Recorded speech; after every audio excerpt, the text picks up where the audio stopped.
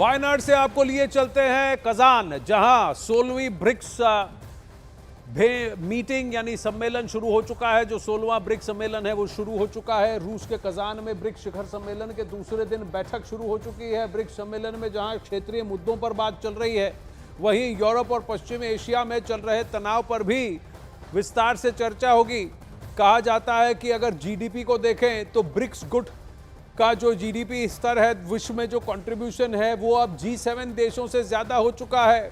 तो क्या ये एक बहुत बड़ा पावरफुल ब्लॉक बन के उभर रहा है, जिसमें अब और भी देश शामिल हो रहे हैं, शुमार हो रहे हैं, और वो भी पश्चिम एशिया से और ग्लोबल साउथ के कुछ देश जो कि अब इसमें एक्टिवली शिरकत करना चाहते हैं, इसका हिस्सा बनना चाहते हैं। ब्रिक्स अब सिर्फ ब्राजील, रशिया, भारत यानी इंडिया और साउथ अफ्रीका नहीं रहा, चाइना और साउथ अफ्रीका नहीं रहा, इसमें और भी देश अब इसमें जुड़ चुके हैं।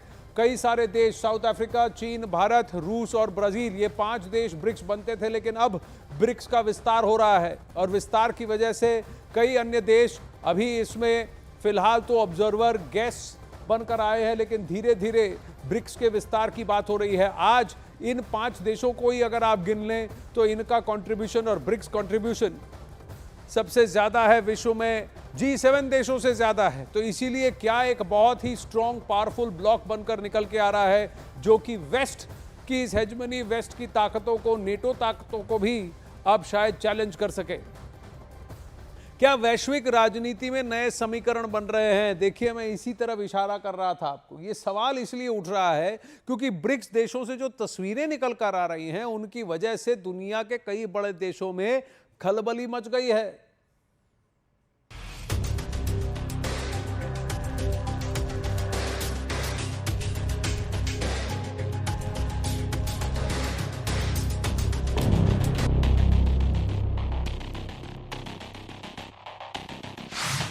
दुनिया इन तस्वीरों को देखकर दंग है।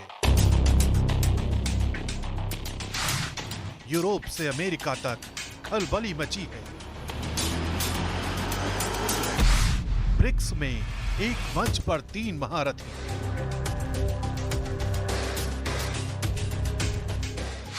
वैश्विक राजनीति का सबसे नया समीकरण। हर तस्वीर का अपना अर्थ होता है। ब्रिक्स देशों की समिट से आई अब तक आपने कई तस्वीरें देखी होंगी, लेकिन हम जो तस्वीरें और उसके पीछे की कहानी आपको दिखाने जा रहे हैं, वो आपको भी चौंका सकती है।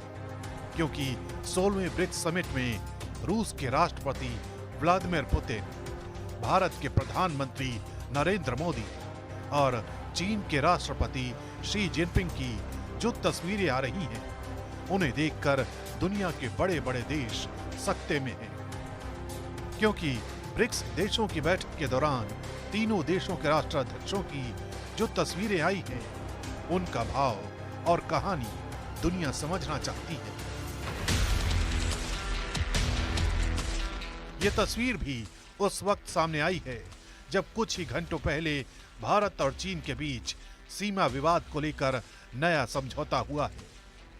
और अब ब्रिक्स देशों के बीच डिनर के दौरान की तस्वीरों को भी समझिए।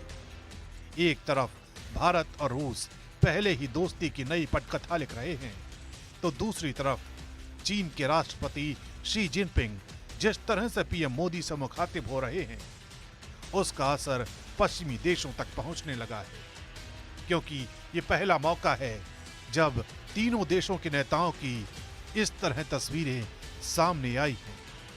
ये तस्वीरें तस्दीक कर रही हैं कि वैश्विक राजनीति में एक बड़ा समीकरण आकार ले रहा है।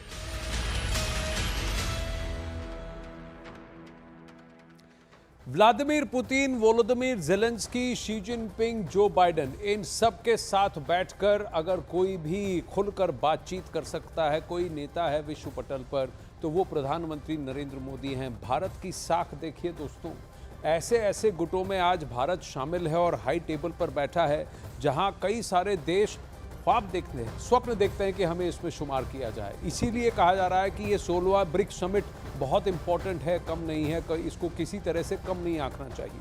2014 से लेकर 24 तक के बीच में पीएम मोदी और शी जिनपिंग के बीच में 18 मुलाकातें हो चुकी हैं और ये 10 साल में दोनों नेताओं की 19वीं मुलाकात है। इस मुलाकात के बहुत सारे मायने हैं। अगर भारत और चीन आपस में संधि शांति पर बात कर लेते हैं और बॉर्डर के इश्यूज को सेटल कर लेते हैं तो इस एशिया ब्लॉक में सबसे बड़ा इकोनॉमिक कंबाइन हो जाएंगे। आर्थिक तौर पर सबसे ज्यादा पावरफुल कॉम्बिनेशन यहां हो जाएंगे। 5 साल बाद ये मीटिंग हो रही है। साल 2014 में दोनों नेता 3 बार मिले थे, 2015 में दोनों नेता मिले थे, बार बार मुलाकात उनकी हुई थी, 2016 में 3 बार इनकी मुलाकात हुई, 2017 में 3 बार मुलाकात हुई, 18 में 3 बार मुलाकात हुई, 2019 में ये 4 बार मिले और जिसके बाद 2020 में आपने देखा कि गलवान में चीन ने क्या किया और उसके बाद 4 साल के बाद ये पहली बार है कि ये दोनों नेता मिल रहे हैं।